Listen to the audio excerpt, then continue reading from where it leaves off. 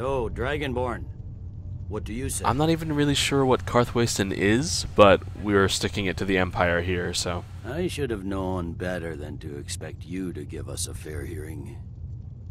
Once again, the Empire takes the blame for the crimes of others.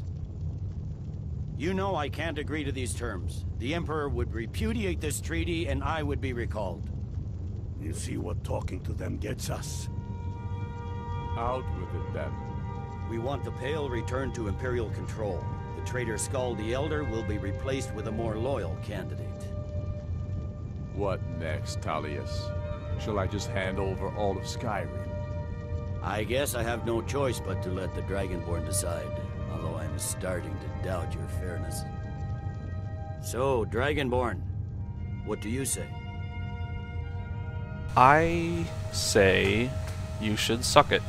As I expected, you favor your friends. Don't hand me a mug of sheep's piss and call it Colovian brandy. These terms are still not acceptable. Damn Imperial arrogance. I'm listening. Never mind. I can see that these are the best terms we'll get from this council. So be it. The Empire at least puts the greater good above our own interests. It seems we may have an agreement. Jarl Ulfric, General Tullius, these are the terms currently on the table. Markarth will be handed over to Ulfric's forces, Jarl Igmund will step down, and Thongvor Silverblood will become the Jarl of Markarth. Ulfric will allow Imperial troops to enter Winterhold. Courier will replace Kraldar as Jarl. You both agree to this? The Sons of Skyrim will live up to their agreements, as long as the Imperials hold to theirs. What about you, Elisif? Are these terms to your liking?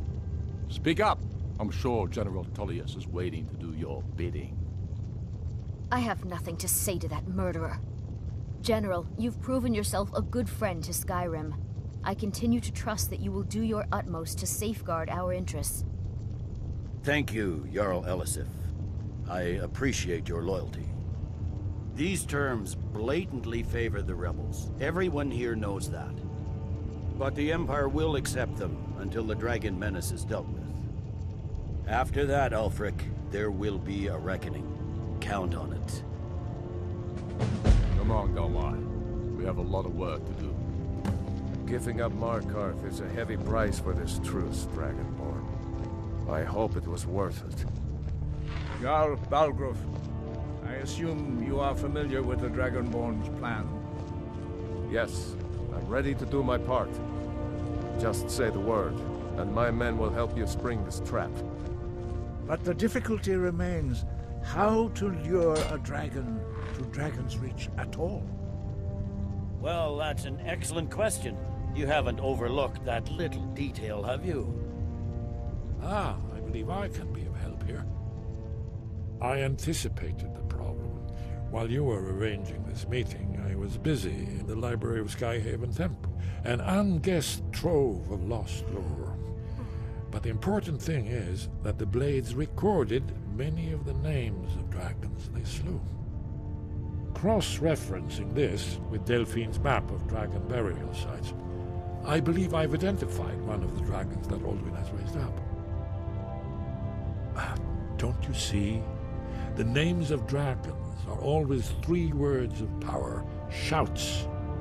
By calling the dragon with the voice, he will hear you wherever he might be. He's not compelled to, but dragons are prideful by nature and loath to refuse a challenge. Your voice in particular is likely to intrigue this dragon after your victory over Alduin. I think it's very likely that he will be unable to resist investigating your call. Indeed. I'm no master of the voice, like these worthy gentlemen, but it is written here in this scroll. Oda Ving, winged snow hunter, as I read it. As soon as I get back to Whitehall, get my men ready. You'd better be able to deliver, Dragonborn. I sacrificed one more thing. We know about Parthenax. Faendal looks angry at me too. Parthenax, the dragon that the Greybeards have been protecting for all these years. He needs to die. He deserves to die. And it falls to you to kill him. Until he's dead. Well, I'm sorry, but we would dishonor our oaths as blades if we continue to help you. Make your choice, Dragonborn.